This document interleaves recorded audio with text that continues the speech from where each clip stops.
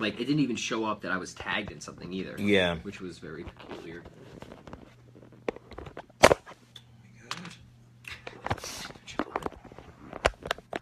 How's it look? Flip it this way again. I don't think I can flip it. Did we have the camera on the right last time, or is it still on the right? What's over here? But I think we'll be okay. Okay, yeah, as long as just want to make sure that we're all still in the frame. Oh, well, we're live. Welcome. Okay. All right. Now we're working. Yeah. I didn't realize I was talking to people, or would be. So, sit here we had a little this up. technical glitch. We're back. We are live. Hopefully everything is working now. And we have at least one person on. Fantastic. So we are good. So, welcome to this week's episode of In Top Form. We are a little flustered, but this week we are talking about how you can be in top form with your health and fitness. We have a very special guest, Pat Flynn. Pat Flynn is what I call a fitness minimalism expert, and he's joining us today, and we're going to talk about how you can lose weight, get fit, and stay healthy with this concept called fitness minimalism. So I'm going to introduce Pat. Pat and I met almost 10 years ago as part of a taekwondo competition team. From there, we got into kettlebell training. And, you know, Pat is a really, really smart guy. And I was instantly attracted to him and the types of stuff that he's doing. He has a really great sense for marketing. And, you know, from there, we have started a business together, a kettlebell certification program.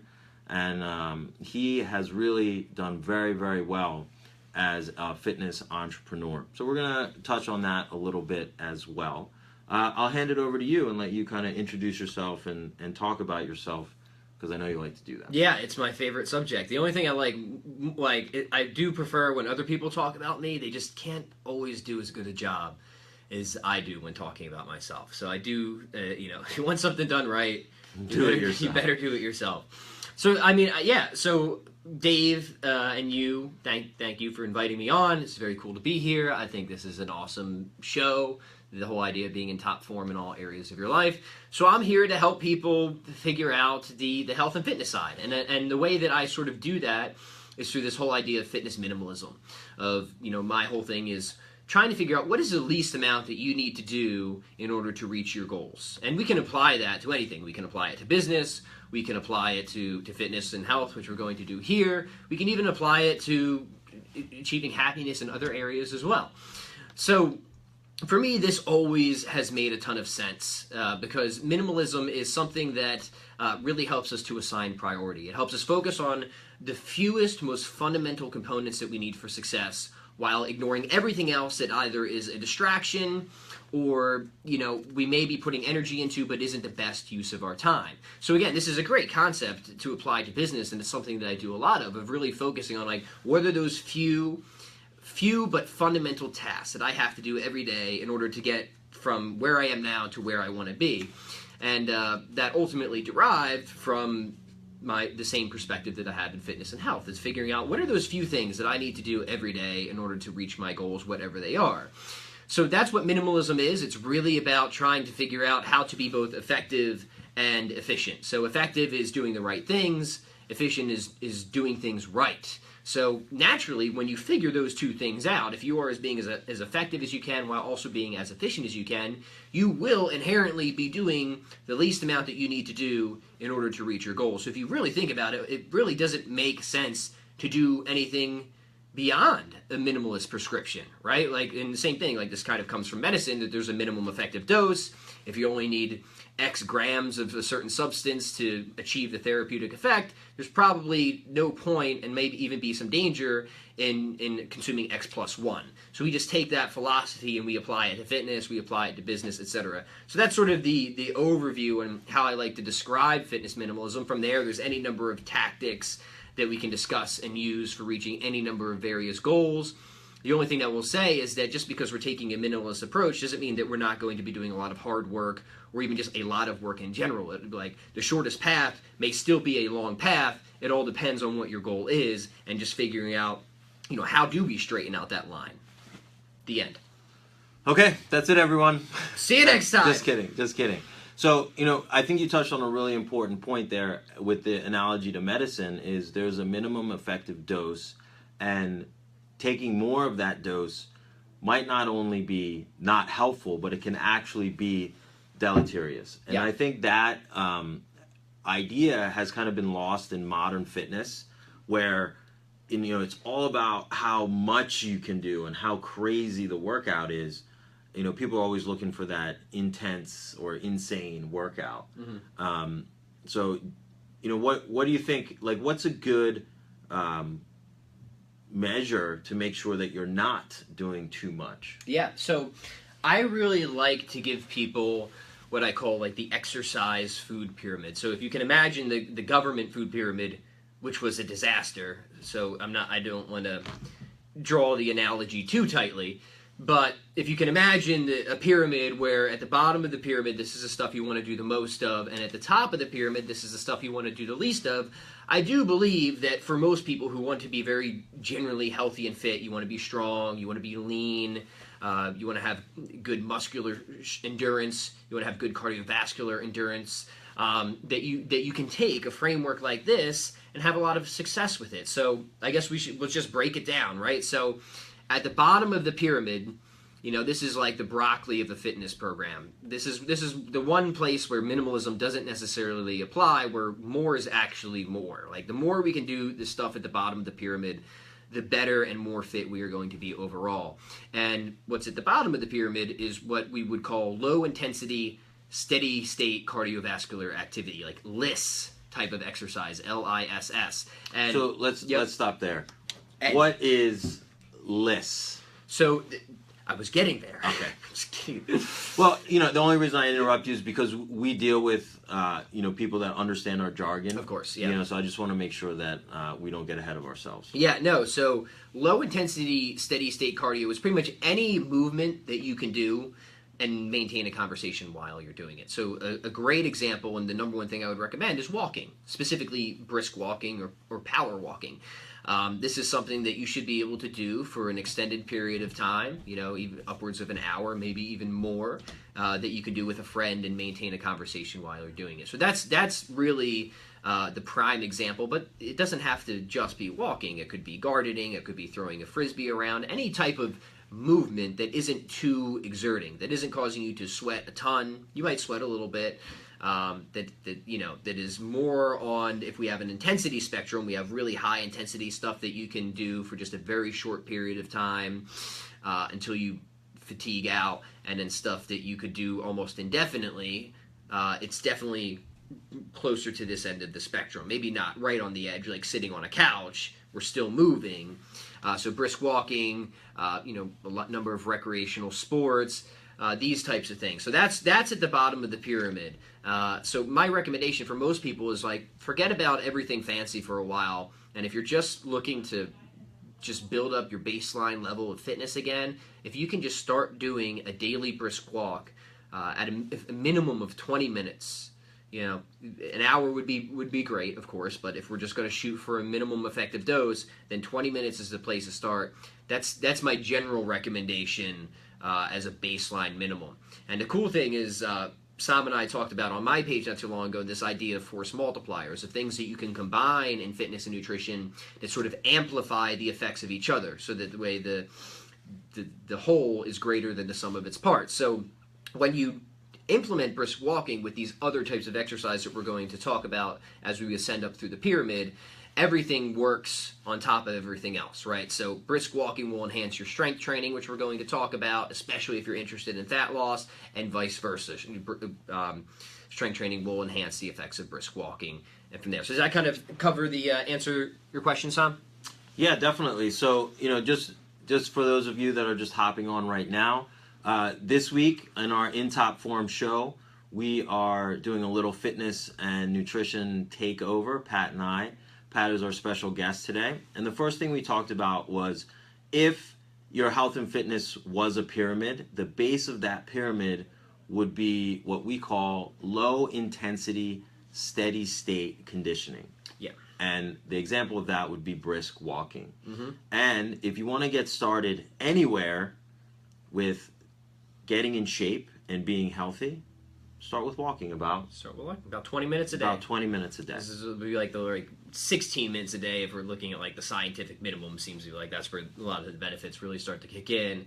Let's just round up and make it 20. Yeah, let's call it 20. Let's call it 20. You know, and one of the things that we do here at Dragon Gym, there's a group of us that kind of stick with that idea of walking an hour a day, and we leverage that time with some sort of mental enrichment. So we got the idea from our friend Tyson Franklin over in Australia. He has his 365 mental and physical challenge, and the idea is, okay, if you're going to take the time to walk by yourself, let's say, for an hour every day, is listen to something, some sort of podcast, an audiobook chapter. So as you're walking, getting this brisk walk in, you're still getting some value out of that time in addition to just the exercise. Yeah, I'm a big fan of doing either one of two things during a brisk walk.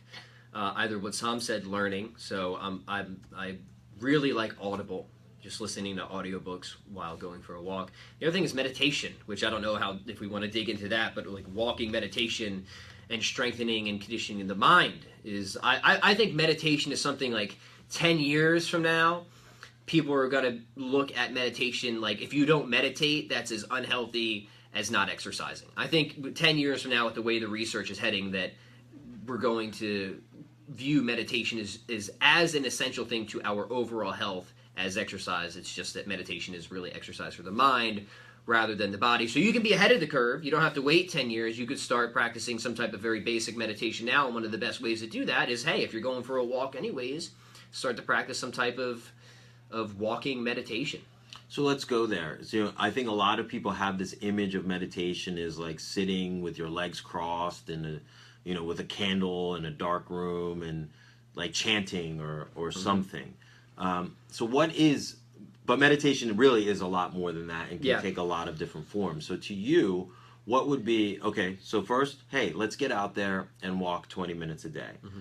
Let's do some moving meditation while we do that, if you're not listening to an audiobook or a podcast or something.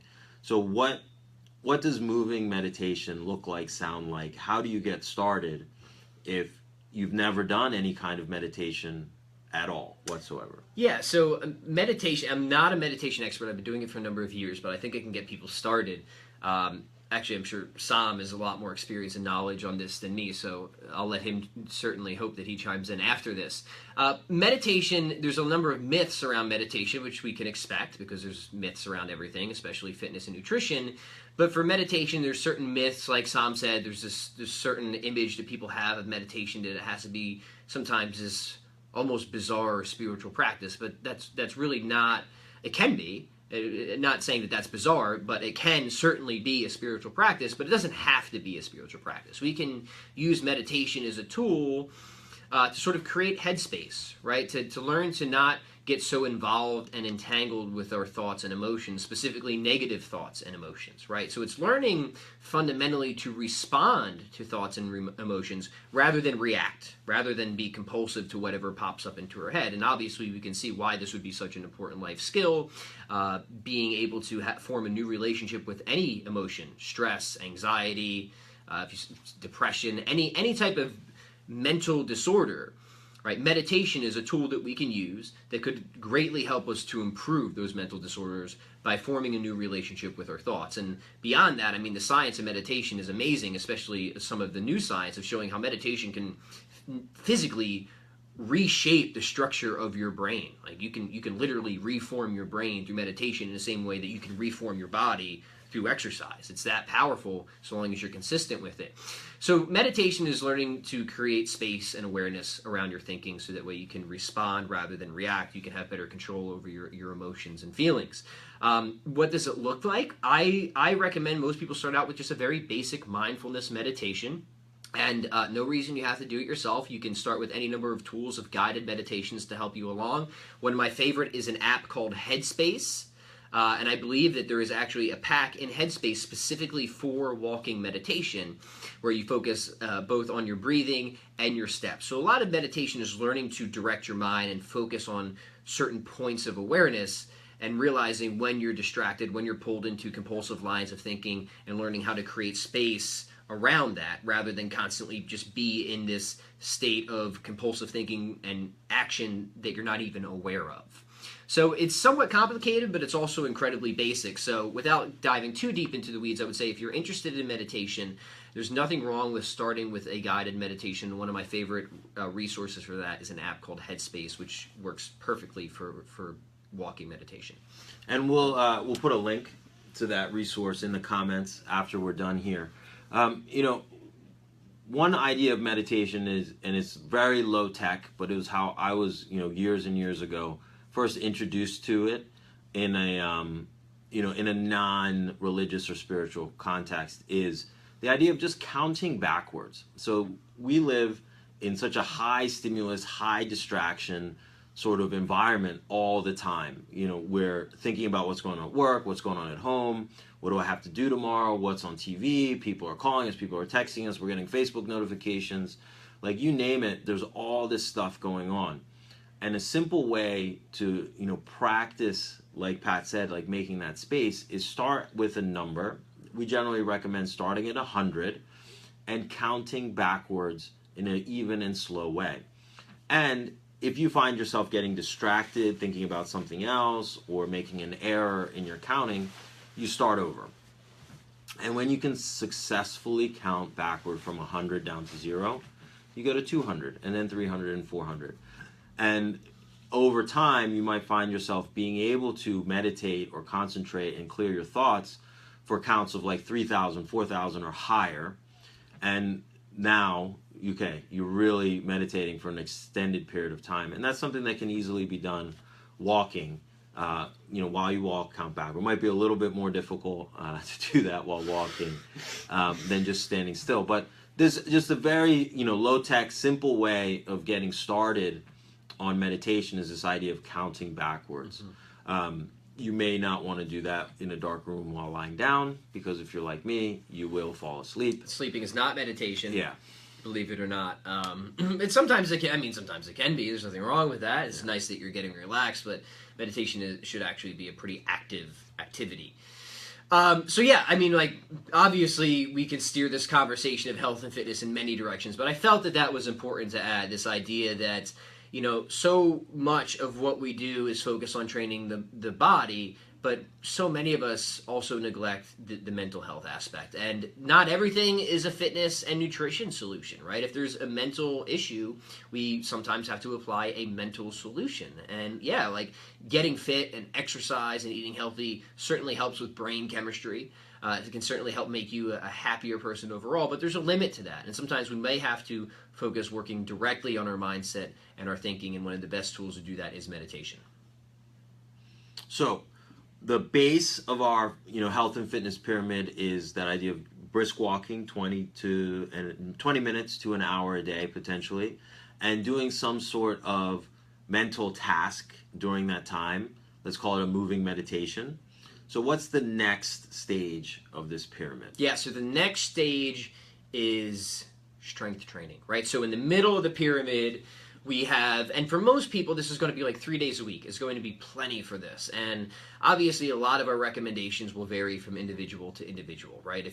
If you're a bit older, you probably would do better with less frequency of really heavy lifting. If you're a bit younger, you can probably get away with a little bit more. So realize that we are speaking in generalities and that there's flexibility in this, but this is a basic framework to start from. So for most people, some type of 3-day-a-week strength training. Now, why is this so important? So many different reasons. Strength training is going to increase your lean muscle mass. It's going to increase your bone density. And we realize that these things are incredibly important as we get older. Also for fat loss, right? So strength training is one of the most metabolically expensive activities that we can do. If we're just looking at rate of return of just burning the most amount of calories in the least amount of time, we definitely want to do some type of heavy resistance training. So again, let's try and keep it basic, right? So for strength training, if you're doing 3 days a week, you could have one upper body day, one lower body day, one sort of mixed or full body day. And for strength training, we really want to focus around sticking to the fundamental human movements, of which there's about like 5 or 6, depending on how you classify it. So you should focus on pushing, pulling, hinging, which we can describe what some of these exercises are, squatting, carrying, and twisting. right? So those are actually movement patterns. They're not specifically exercises. So to give you an example of like, all right, well, what are some exercises within those patterns that we could choose from? Pushing could be anything from push-ups to military press to bench press to dips. Pulling could be pull-ups, chin-ups, bent over rows. Hinging are things like deadlifting, single leg deadlifts, hip bridges, squats or squats, front squats, goblet squats, which if you've never heard of the exercises, don't worry, we will link to them in the description. We're not assuming that you know what a goblet squat is, for example. And then what do we say? Carrying, loaded carries like farmer carries, overhead carries, and then twisting, things like windmills, Russian twists, medicine ball twists, etc. So that's sort of like your basic exercise movement. And why do we want to focus on these? Well, these are big compound movements that work multiple joints and muscle groups at the same time. They're going to have the greatest metabolic effect. They're going to have the highest amount of neuromuscular activation, and they are the exercises that are going to make us the most strong overall. There's nothing wrong with adding in certain isolation or single joint exercises like bicep curls. It's just, if we're talking about minimalism of where you're going to get the best return for the least amount of time, we really want to focus on these big movements. So again, strength training probably around 3 days a week. Focus on those fundamental human movements: push, pull, hinge, squat, carry, and twist. And then, making sure that you're really lifting heavy. And heavy is a relative term. What's heavy for one person is not going to be heavy for another person. But generally, it should be a challenging weight for around 5 reps. Around 5 or so. If we're lifting something for 20 reps, that's more muscular endurance. That's not really true strength training. So we want to make sure that we're really focusing on developing our raw limit strength, or the most amount of weight that we can move in an absolute sense. And in order to do that, we really should focus more on lower reps, higher weight. So for those of you guys that are just hopping on, we have a special guest today, Pat Flynn. Specialist. He is a fitness minimalism specialist. So what we're talking about is how you can get in shape and stay healthy using fitness minimalism. And what we're doing now is constructing a sort of pyramid of, fitness, health and fitness priority. And the base of that pyramid is what we call low intensity, steady state exercise. So something like walking for at least 20 minutes every day, starting there, and also doing some mental work at the same time. The next step of that pyramid is strength training and some strategies that are behind strength training. So before we dig into that too much more, when we say strength training, what do we mean? So when we say strength training, we really mean resistance training, meaning you are working against some type of external force to increase your absolute limit strength, or the most amount of force that you can successfully work against. That's how. And that external force could be gravity. It doesn't necessarily have to be weights. It doesn't have to be weights. So it doesn't have to be barbells or dumbbells or kettlebells, which we're both a big fan of. I mean, my whole business is essentially really focused a lot on kettlebell training. It absolutely could just be your own body weight, working out at home. Like your own body weight and gravity is resistance, and there's certain ways that you can manipulate angles to increase resistance. You can get incredibly strong just with your own body weight. Gymnasts are a clear example of that. So don't feel that you have to invest in a set of barbells or kettlebells or even a gym membership if you don't want to. I think it certainly helps to have an environment that is dedicated to your fitness. I do believe that helps. Some people can certainly work out at home, no problem. I'm the opposite. I need to be here at the Dragon Gym. Like, if I try and work out at home, I'll just start goofing off and doing something else. So I need that external environment to really make sure that, when I'm at the Dragon Gym, my brain knows it's time to get to work, right? So I think it also helps, just as a little aside, as a habit, to have certain trigger environments that once you're in this environment, your mind knows it's time to do this certain thing. So I have environments where I work. Even though I work from home, I don't typically work at home. I work at a local coffee shop that when I get there at 6:30 in the morning and I get my coffee, I know what I'm supposed to be doing. It's time to work. Same thing with working out is when I cut to the Dragon Gym at usually around 11 a.m. I know what I'm doing and I'm dedicated to that. So I it's an aside, but I think it's an important thing to be aware of, and this is certainly not something that everybody will need. But I do think that self-awareness is really important. So I know that for me, having those environments and those triggers is a huge part of me being consistent and successful with my routine. and the key point there, I think, is that you set yourself up for success. Yeah. Right? So it's, we can have a great plan for you, but if you know that working out at home is just something that's not going to happen, then you're not going to be successful. You're not going to be successful. Yeah, there's always that mix, right? So there's always what's the ideal plan, and then there's always what's practical. And what's practical might not always be ideal, and we have to realize that, right? There may be some type of compromise at first, and the longer you've been out of the game and the more habits you have to change, you might start out a lot further away from the ideal, but by focusing on what's going to be practical at first, we can slowly start to work our way to making what is ideal also practical. So again, like that's certainly something that is a worthy conversation in itself, but realizing that, what might be ideal for you might not actually be the best place to start sometimes. Sometimes it can be, but other times it might not. So yeah, so for those of you who are just kind of hopping in, we're just talking about what a basic exercise program should look like. We're using the example of a pyramid, and at the bottom of the pyramid, this is what you want to do the most of. We said that's things like brisk walking, low intensity, steady state, cardiovascular activity. Then in the middle of the pyramid, resistance training, strength training, somewhere around 3 days a week. So the brisk walking, we want to do that every day, almost as much as we can. Strength training, for most people, if you're doing it and you're really intentional about it, 3 days a week is going to be plenty. Some can get away with less, some can get away with more. The intention shouldn't be to try and get away with more. The intention should be, what's the least amount I need to do in order to be successful and reach my goals, right? So then moving upwards from there, at the top of the pyramid is what we would call metabolic conditioning, or this is the really high intensity type of exercise. This is the stuff that has you sweating buckets, completely out of breath, usually in just a few minutes or even a couple of seconds. Examples could be circuit training, high-intensity interval training, kettlebell complexes, or even just running sprints, for example. So very short-lived, often highly intense bouts of exercise. This type of exercise is very easy to overdo, and that's the trap of high-intensity metabolic training, is because people feel like they're getting such a good workout from it, which you are most of the time. They feel like more is more, but that's a really a snare when it comes to fitness. And when it comes to metabolic conditioning, the ideal dosage for most people, if you're following this framework, is really only going to be maybe about 1 to 3 times a week.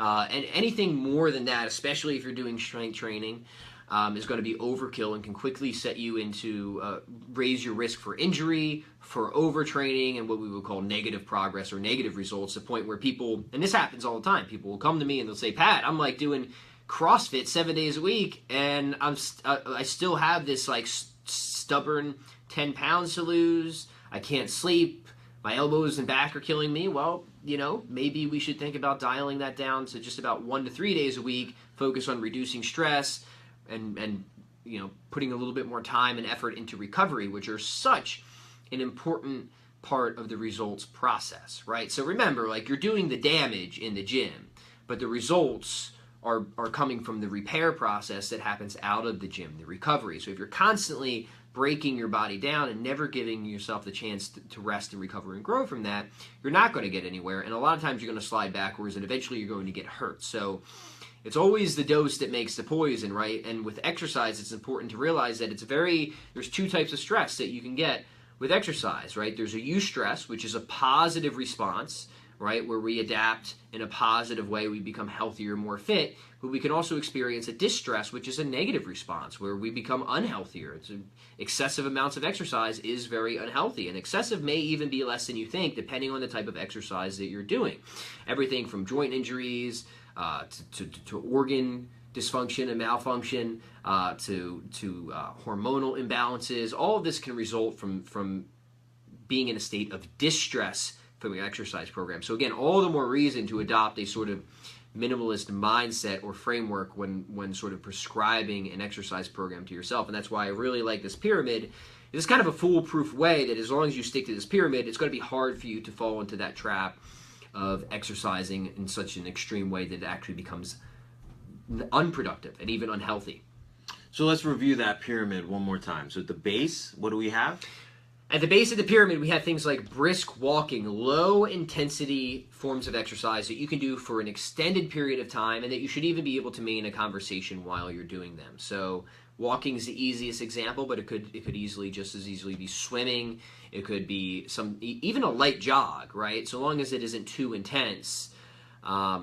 Cycling, gardening, things like that, right? The idea is, like, running is you don't want to just say running because there's many different forms of running, right? You could be sprinting, which would be very intense. You could be more moderate but somewhat intense jog, or you could, if you're pretty well conditioned, you could make a light jog a very, low intensity form of exercise. So it really it matters less about what the exercise is, but the manner in which you're conducting it. So the rule of thumb is make sure that whatever you're doing, you should be able to maintain a conversation with it. You shouldn't be excessively out of breath.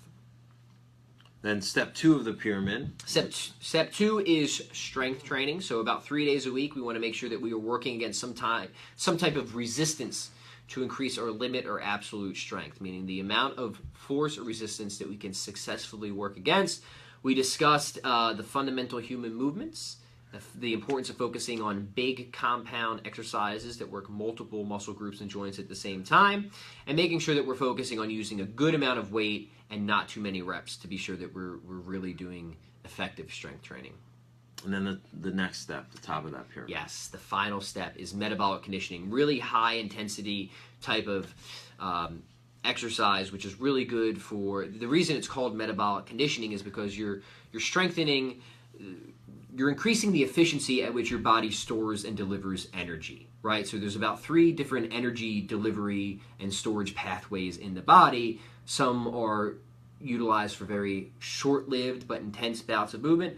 Others are more prolonged bouts of movement, etc. The idea with metabolic conditioning is that we're often stressing, in a good way, these various metabolic pathways simultaneously. The positive effects for most people from this type of exercise is that you do burn a ton of calories in very little time. It creates what is called a metabolic afterburn effect, exercise post-oxygen consumption, so you keep burning many calories even after you've left the gym. The only danger is this type of exercise, whether you're doing high-intensity interval training, kettlebell complexes, CrossFit's another example of a type of metabolic conditioning. It's very easy to overdo. So you want to make sure that you really, if you're working out at a very high intensity, somewhere between 1 to 3 days a week, and again, these sessions don't even need to be all that long. Probably between 15 to 30 minutes is going to be more than enough for most people. So I think there's a really great point there is, generally people accept that stress in their life is a bad thing. It may lead to weight gain, lack of quality sleep, but exercise is also a stress on the system. So if we put too much of the wrong kind of stress in the system, it is going to be detrimental, right? Yes. So the nice thing about that base of the pyramid, it is low intensity, which also means it's low stress. Yep. Strength training is of a higher intensity, but it doesn't seem to break you down as much, as long as it's done properly, of course. And then on the top, we have this metabolic conditioning, which is high intensity and can be very, quote unquote, stressful on the body. And we don't want to do too much of that. We don't want to increase generally our stress levels too much. It may affect our sleep, may affect our hormone levels, and you're putting yourself at a greater risk of just getting hurt. Yeah, and we talked about the idea of force multipliers, how each of these sort of increase the effects of the other. So like brisk walking, for example, especially if you're doing it outside and getting vitamin D and even doing it in a social context, which is that's another thing, is another great way to do brisk walking is with a friend. So if you're not learning or listening to an audiobook or meditating, see if you can make it a social thing, because then you're more likely to stick with it. That actually lowers stress. That helps to promote recovery. Which is especially, if you're consistent with it, and that in turn will increase the effects that you get out of your strength training and your metabolic conditioning as well. Same thing, if you are engaging in strength training and metabolic conditioning, right, the metabolic effects you get from that will be amplified when you add the brisk walking on top. So a lot of people have issues with stubborn body fat and are doing a lot of intense exercise already, so my prescription isn't usually to add more intense exercise, but actually to add more low intensity exercise. And what you'll find is, because This really helps to bring stress down while still burning calories. Just adding brisk walking to a high intensity routine or a strength training routine is often that like last little thing somebody needs to lose those last few pounds of stubborn body fat. So let's talk about that. Is, someone like me, let's say hypothetical me, I'm a busy professional, and I want to lose like 20 pounds. Where would I get started? So I would, I already know what you're doing. So well, hypothetical me, not really me. Yeah. So again, I would focus exactly on that pyramid because I feel that it's pretty reasonable. But if you, so much of it depends on the person, and like, so all right, that pyramid's the ideal solution, right? But is that going to be practical for somebody who's really busy? Are they going to be able to dedicate 20 minutes to brisk walking a day, 3 days a week to strength training, and 1 to 3 days a week to metabolic conditioning? Maybe not, right? So I would say at a baseline minimum, if you're doing nothing and you want to start doing something, start walking at least 3 days a week and start strength training at least 1 to 2 days a week. Don't even worry about metabolic conditioning at first. Just focus more on the bottom of the pyramid, right? And then what you'll find is that, once you start getting into a rhythm and a groove with this, that will do, and you start seeing a lot of the results, seeing those results tends to increase enthusiasm and confidence, right? So like, this is a big thing of mine when you take a minimalistic approach and you focus on being as effective and efficient as possible, you should see results fairly quickly. And that's a good thing. We want to see results quickly because that builds confidence, and that will encourage you to take those next steps that you need to do to maybe getting more into whatever your ideal framework would be. So you want to be challenged, that's true, but you also want to be successful. So you don't want to dive into something that right away you're not going to be able to sustain. So that's sort of part of the reason of why I love this pyramid so much is, like a food pyramid, like the most nutritious stuff is really on the bottom. So if it comes down to managing certain compromises, like where do we start? Well, you start at the bottom, right? And then like as you gain confidence and results and momentum, you start to work your way up. So maybe you do just start with walking. Maybe it isn't every day. Maybe it's every other day. That's fine. Wherever you start is where you start. You start seeing results from that. You start feeling more energetic. You're like, wow, this is paying dividends, which it will. You increase your walking frequency. You increase your walking duration. Well, then maybe you start going to the gym once a week. Do a heavy lifting session. Even if you just do it once a week, I promise you, you're going to see a great return from that. And then once you do that, that will naturally encourage you to perhaps add a second day of the week, maybe even a third. But that's where you got to be careful, is right. Sometimes you gain so much momentum and so much enthusiasm, you may want to do a lot more than you need. And then that gets into what Sam and I were talking about this idea of distress. So you see this all the time, which is, it's great that people start getting results very quickly and you see a complete change in mindset and attitude.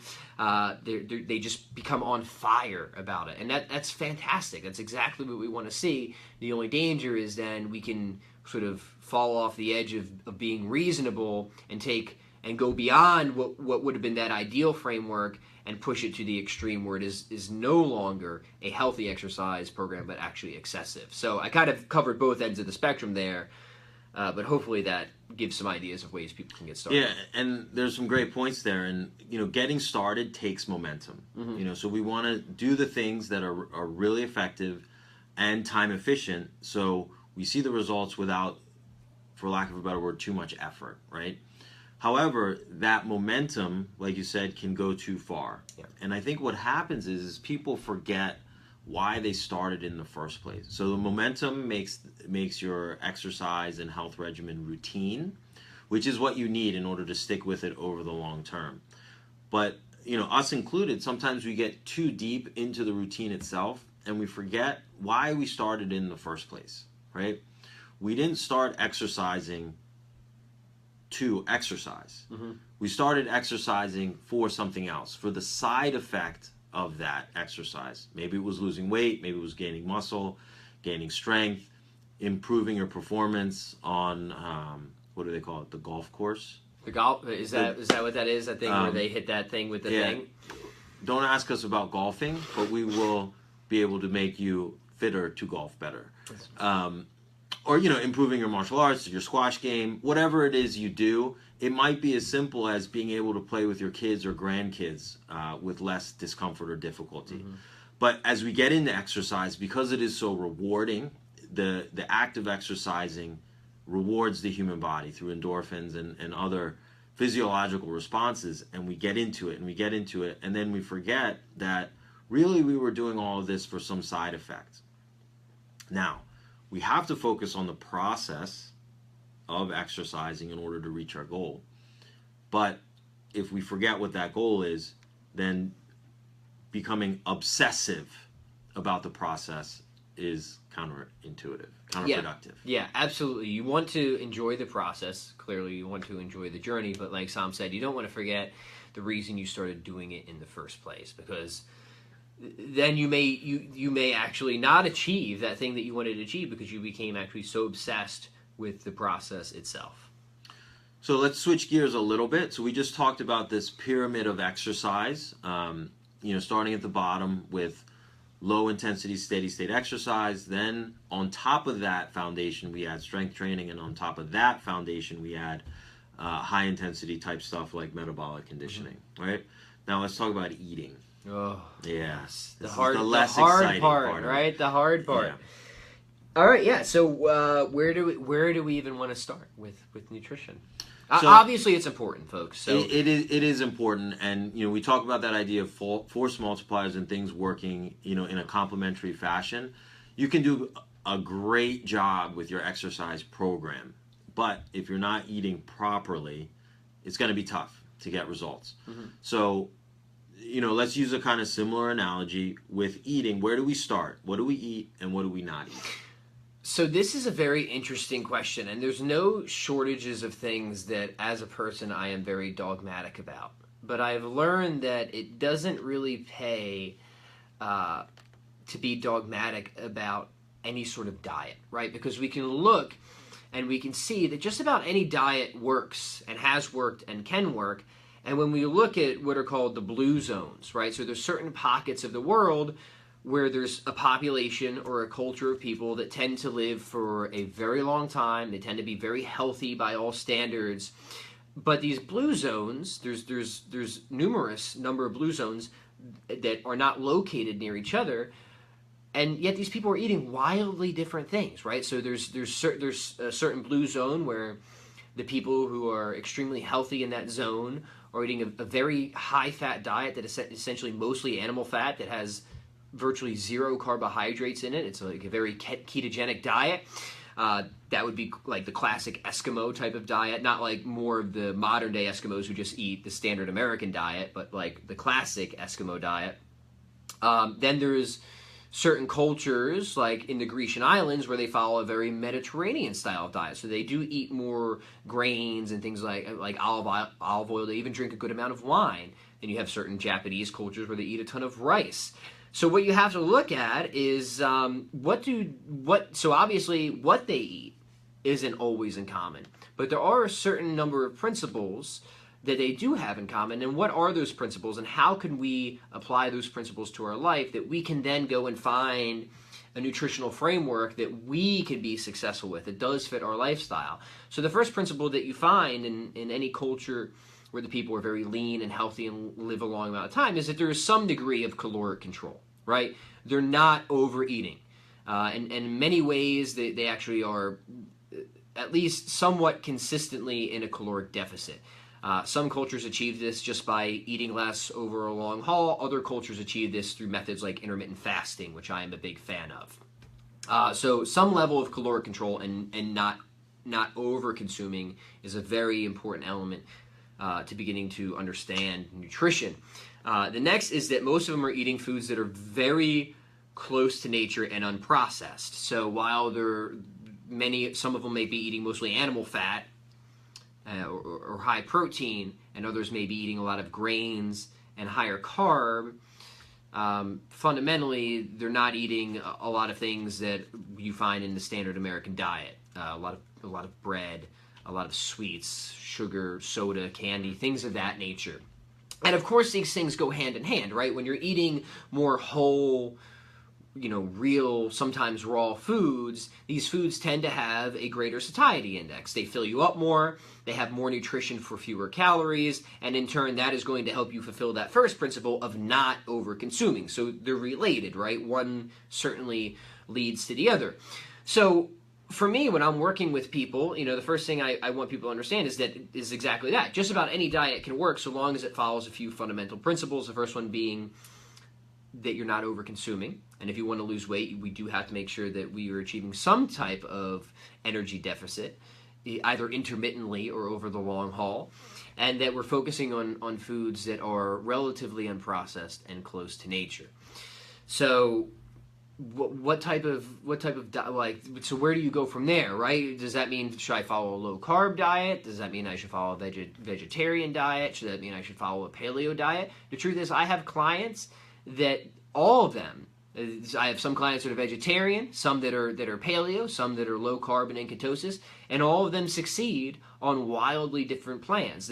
But what you have to understand is that nutrition is a very individual thing, and you have to look at a person's lifestyle, what is going to be convenient for them, because convenience and adherence are closely linked. So if something is highly inconvenient, even if, again, that might be the most ideal solution, just because it's just not practical, you're not going to stick with it anyways. So what do we say? The good plan that you follow is better than the perfect plan that you can't follow. Yeah, so if you are 100% consistent on a plan that is just like 50% ideal, you'll get 1,000 times better results than if you're 10% consistent on a plan that is 100% ideal, if that makes sense, right? So this is where, again, it pays not to be dogmatic. And you'll hear a lot of people in the fitness industry and nutrition industry be like, this is the best diet. You need to be a vegetarian, or this is the best diet. You need to be paleo, or you need to follow the Mediterranean diet. And that's all obviously a bunch of nonsense. Look, I have a book out that's called Paleo Workouts for Dummies and talks about the paleo diet.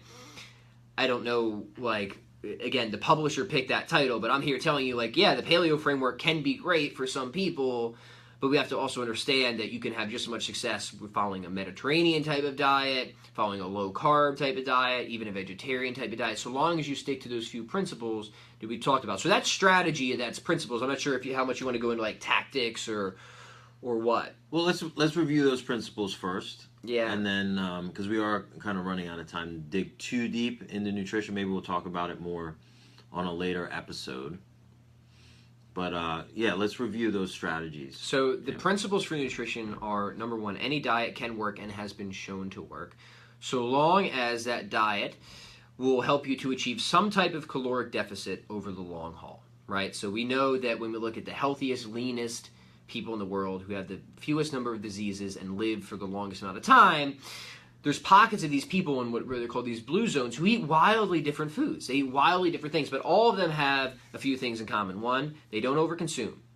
They mostly underconsume, either intermittently or in more of a straight line. I think it's easier to do it intermittently. Yes. And follow a type of wave, which will make that the topic of a conversation perhaps next time. I think that's a very interesting one.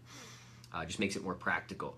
And then feeding into that is the idea that you depend, even though you may be low carb or vegetarian or whatever, you're focusing on foods that are close to nature, relatively unprocessed, because these foods, again, are going to come in with the highest degree of nutrition for the fewest amount of calories. They're going to be naturally more satiating, so that way you can achieve that fundamental first principle of not over-consuming.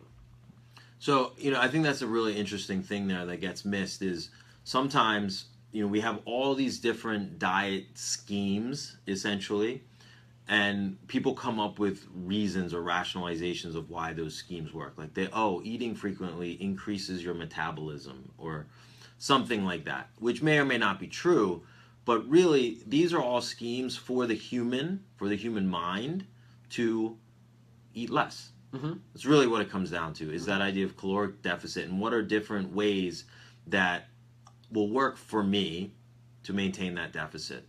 So, let's kind of review everything a little bit, just to wrap it up. Mm-hmm. So first we start off with this idea of fitness minimalism.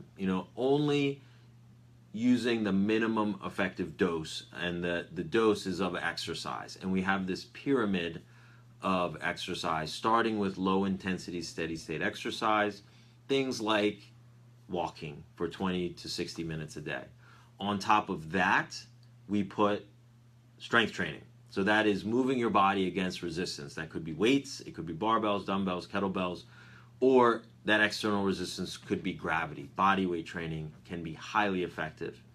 Then on top of that, we put metabolic conditioning. Our, so powerful if used right.